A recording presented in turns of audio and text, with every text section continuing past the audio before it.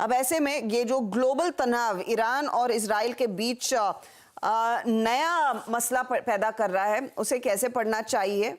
इसके क्या larger impacts रह सकते हैं ओवरऑल कमोडिटी मार्केट की इस बुल रन पर? हमारे साथ इसी पर और डिटेल में बात करने के लिए आज आदित्य बिरला सन लाइफ एएमसी के chief investment officer Mahesh Patil है। महेश इनफैक्ट 30 साल से ज़्यादा का अनुभव रखते हैं बाजार में, 3 लाख करोड़ से ज़्यादा का एसेट आजकल मैनेज करते हैं। Mahesh, good morning. क्लियरली भारतीय बाजारों में एक तरफ जहां पर एक बहुत तगड़ी रैली बनी हुई थी, एक कारण का इंतजार था या फिर लोग शायद बैठे हुए थे कि क्या वो वजह होगी करेक्शन की। अब ये ग्लोबल मार्केट में जो टर्मोइल फिर उभर कर आ रहा है इजराइल और ईरान के बीच, कल वो अटैक, हालांकि उसके आगे मामला बढ़ा नहीं है और टचवुड होपफुली वो वैसा ही रहेगा, ये कितना बड़ा रिस्क फैक्टर है ओवरऑल इक्विटीज की रैली के लिए? नमस्कार and good morning. So market में अभी पहले एक बार फरवरी मार्च में एक करेक्शन की संभावना थी और वहां से मार्केट अभी नया हाई पे आ गया है। तो अंडरलाइन टोन तो बुलिश ही है और इसके कारण कभी भी मार्केट में कुछ एनी नेगेटिव सेंटिमेंट आती है, नेगेटिव तो मार्केट शॉर्ट टर्म के लिए रिएक्ट करते हैं और फिर वापस बाउंस, और ऐसे हमने ट्रेंड देखी है अभी लास्ट कुछ सालों में। हालांकि यहाँ से अभी नतीजे आएंगे, कंपनीज के फोर्थ क्वार्टर के नंबर्स आने चालू हुए हैं, तो हमें लग रहा है कि अभी लास्ट 2-3 साल में जो ग्रोथ देखी थी हमने कंपनीज की अर्निंग्स में जो ग्रोथ देखी थी वो अभी थोड़ी मॉडरेट हो जाएगी FY25 और 26 में। टॉप लाइन ग्रोथ भी थोड़ी वीक दिख रही है because nominal GDP growth slightly lower है because inflation has come down. So हालांकि काफी सेक्टर्स वगैरह में आउटलुक अभी भी अच्छा है, domestic outlook is good. Global risk of थोड़ा दिख रहा है बिकॉज एक तो यूएस में जो अभी जो मॉनेटरी पॉलिसी थी वहां से जो यूएस में रेट कट्स की संभावना थी अराउंड इनिशियली 3 to 4 रेट्स की संभावना थी, वो अभी लग रहा है कि खाली 2 रेट कट्स होंगे। तो इसलिए बॉन्ड यील्ड्स भी जो है यूएस के ट्रेजरी बॉन्ड वो भी ऊपर आए हैं।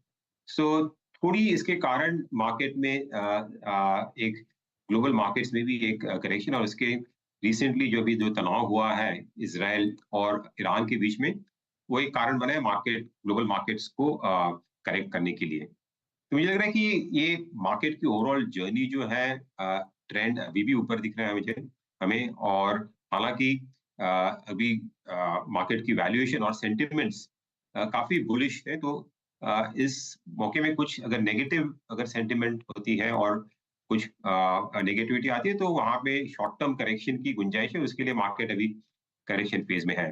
हालांकि अगर तनाव बढ़ते हैं तो इंडिया में रिस्क फैक्टर तो एक तो ऑयल का है, ऑयल प्राइसेस अभी $90 के आसपास और उसके ऊपर जाने की अगर उस $100 के ऊपर ऑयल जाता है तो मार्केट में और करेक्शन होने की संभावना हो सकती है।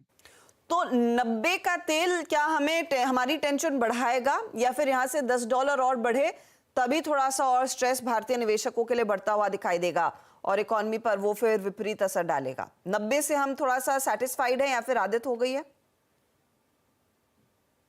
हाँ, आई थिंक वैसे तो इतनी ज्यादा चिंता की बात नहीं है बिकॉज हमारे ओवरऑल फॉरेक्स रिजर्व्स अभी रिकॉर्ड लेवल्स पे है।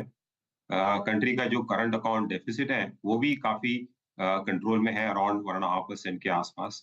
और हमारी जो सर्विसेज एक्सपोर्ट्स हैं वो काफी हद तक ऑयल इंपोर्ट्स को बैलेंस कर रही है। सर्विसेज इंपोर्ट्स में एक तो आईटी सर्विसेज है, वहां पे स्लो डाउन है, बट बाकी अदर सर्विसेज है जो आउटसोर्सिंग की जो एक तेजी हुई है।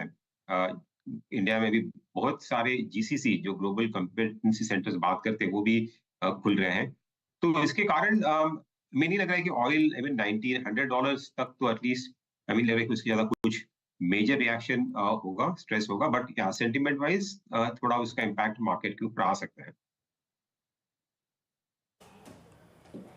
ओके महेश जी, इस वीकेंड पे एक और दो डेवलपमेंट्स हुई, उसमें बीजेपी का घोषणा पत्र, रेलवे को लेकर काफ़ी फोकस है उसमें, काफ़ी आई थिंक उल्लेख किया गया है। आई होप आपने पढ़ा भी होगा उस पर उसको। अभी 2 PSU बास्केट्स रेलवे पे और आई थिंक OMCs पे, नहीं रेलवे नहीं, मैं इनफैक्ट रेलवे के साथ साथ यहाँ पे डिफेंस कंपनी का पहले जिक्र करना चाहूँगा। आई थिंक ये जियोपॉलिटिकल टेंशंस आज एक बार फिर से एचएएल को ऑल टाइम हाई पे लेके आ गई। आपका व्यू इस वक्त रेलवेज पे और डिफेंस कंपनियों पे है क्या? डिफेंस तो ऑल टाइम हाई पे है, रेलवे में हमें मार्च में एक डिप मिला, क्या ये री एंट्री का अच्छा पॉइंट है रेलवेज में? ये गवर्नमेंट का अभी तक का लास्ट 1-2 साल में रेलवे ने सही बात की। रेलवेज और डिफेंस में काफी फोकस है यहाँ पे, कैसे डोमेस्टिक इन्वेस्टमेंट्स को बढ़ोतरी मिले, उसके ऊपर फोकस रहा है। स्पेशली डिफेंस में, जहाँ पे डोमेस्टिक मैन्युफैक्चरिंग, राइट, जो सोर्सिंग कर रहे हैं वहां से कैसे उसका परसेंटेज जो अराउंड 75% है उसको ऊपर लेके आए। और उसके कारण देखा है कि हमने काफी कंपनीज की ऑर्डर बुक डिफेंस में बढ़ी है। हालांकि डिफेंस का बजट इतना ज्यादा नहीं बढ़ा है, राइट, अराउंड 10-11% ही बढ़ा है।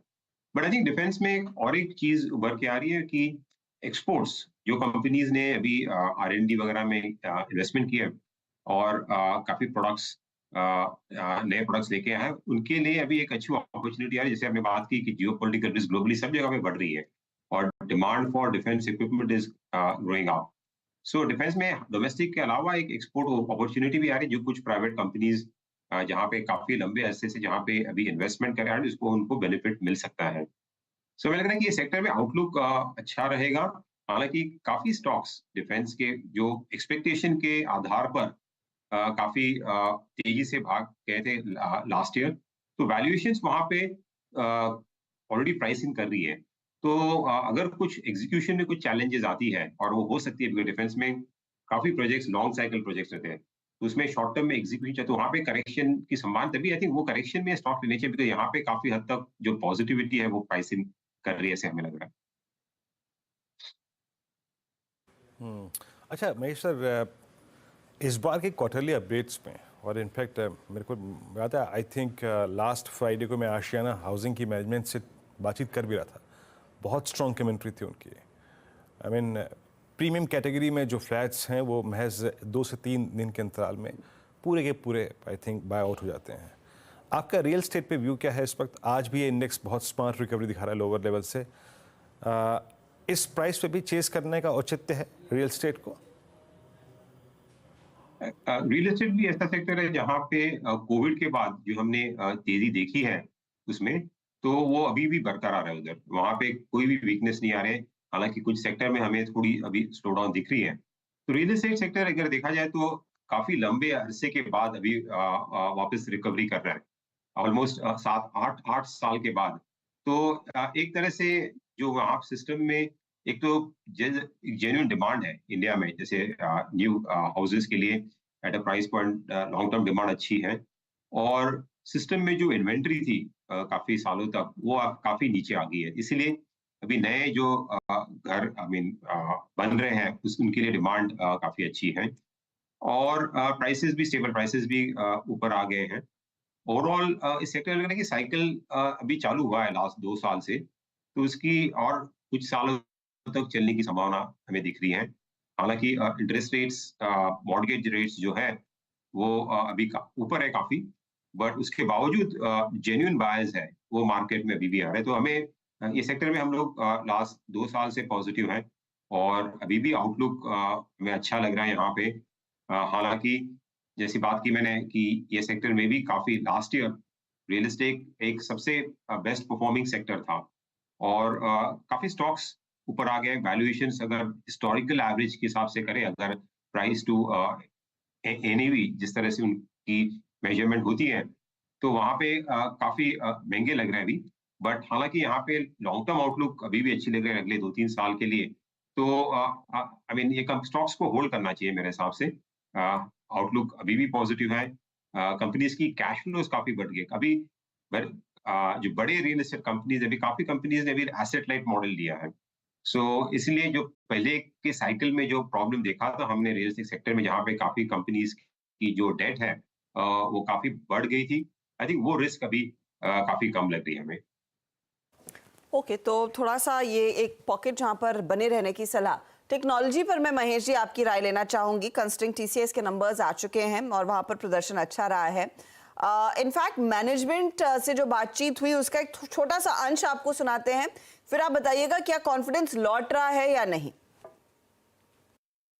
FY24 एग्जिट कर रहे हैं Q4 एट 26%, और वो जैसे आपने कहा 100 बेसिस पॉइंट्स का जो इम्प्रूवमेंट रहा है वो हेडविंड्स के बावजूद रहा है। हमें 90 बेसिस पॉइंट्स के हेडविंड्स रहे on higher third party expenses, और ट्रैवल कॉस्ट बढ़ के आया था। ये दोनों का नेट इम्पैक्ट 90 बेसिस पॉइंट्स था, एंड वो ऑफसेट हुआ 190 basis points benefits, primarily bottoming out of subcontractor cost जो हम थर्ड पार्टी वेंडर्स यूज़ करते हैं फॉर शॉर्ट टर्म, वो काफ़ी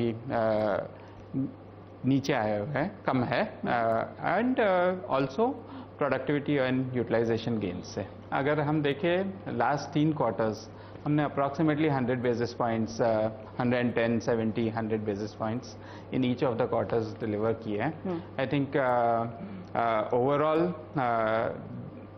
वो परफॉर्मेंस काफ़ी अच्छा रहा है, एंड हमारा फोकस डिसिप्लिन्ड एग्जीक्यूशन पे रहेगा, एंड ऑपरेशनल रिगर का जो स्टेज हमने सेट किया हुआ है वो हम कंटिन्यू करना चाहेंगे। मुझे बहुत खुशी है कि हम लोग इंक्रीमेंट सामने लाइक हर साल की तरह इस बार भी अप्रैल में दे रहे हैं, और इंक्रीमेंट कैसा है कि it is ranging from 4.5 to 7%. For most people, they will be in that range. Okay. And our top performers will be in double-digit growth. Okay. We will have double-digit hikes. तो increment आ गया, लेकिन साथ ही यहाँ पर जो उसका एक थोड़ा सा इम्पैक्ट मार्जिन्स पर अगले क्वार्टर में दिखाई देगा। लेकिन मार्जिन्स इस क्वार्टर में 26% पर आए। TCV कंपनी की दमदार रही है, और कंपनी खुद कहती है कि FY25 शायद एक बेहतर साल रहेगा।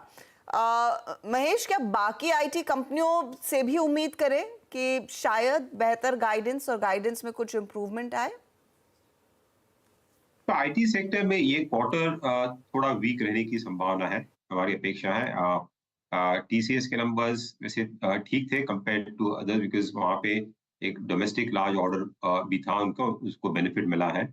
बट अभी भी थोड़ी सेंटिमेंट IT सेक्टर में जो रिकवरी एक्सपेक्टेड थी वो थोड़ी जरा डिले दिख रही है, बिकॉज यूएस में अभी भी थोड़ी वीकनेस है।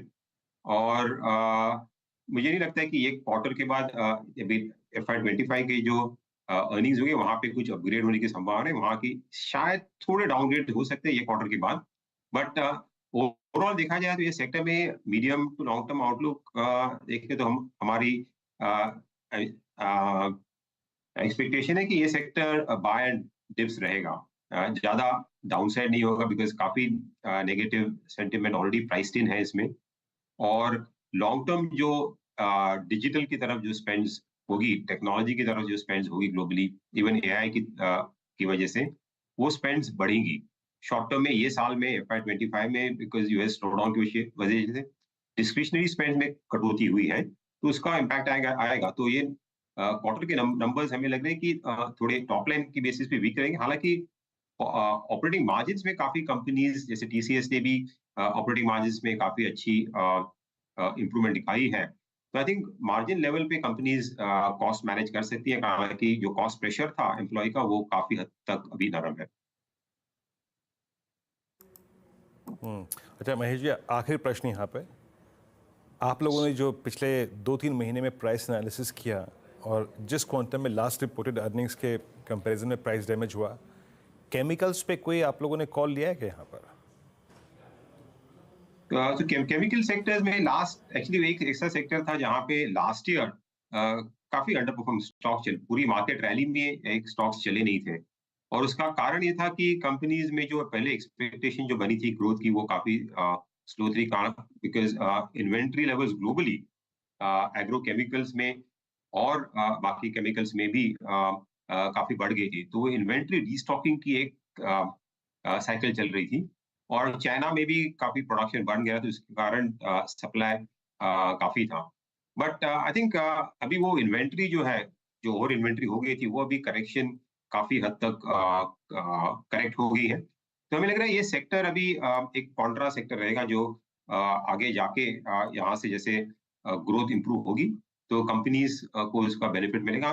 काफी कंपनीज ने ये सेक्टर में कैपेसिटी भी बढ़ाई है, उनका बेनिफिट उनको मिला नहीं, बिकॉज लास्ट ईयर ग्रोथ कम थी और आगे जाके वो बेनिफिट मिल सकते। तो ये सेक्टर यहाँ से मुझे लग रहा है कि एक आध क्वार्टर और रहेगा जहाँ पे थोड़ी वीकनेस में 1-2 क्वार्टर, बट अच्छा रहेगा कि लॉन्ग टर्म के हिसाब से, मीडियम टर्म के हिसाब से इस सेक्टर में यहाँ से भी देखना चाहिए। जो अच्छी कंपनीज हैं, जो स्पेशलिटी केमिकल्स में, जहाँ पे मार्जिन की जो कमोडिटीज में है केमिकल्स, वहाँ से हम दूर रहेंगे। पर स्पेशलिटी केमिकल में जो है, जहाँ पे R&D पे इन्वेस्ट कर रही है कंपनीज और जो अपनी मार्जिन्स आगे जाके प्रोटेक्ट कर सकती है, ऐसी कंपनी अभी देखने का अच्छा मौका हमें लग रहा है केमिकल सेक्टर में। बहुत बहुत शुक्रिया महेश जी, हमारे लिए समय निकालकर अपनी राय देने के लिए।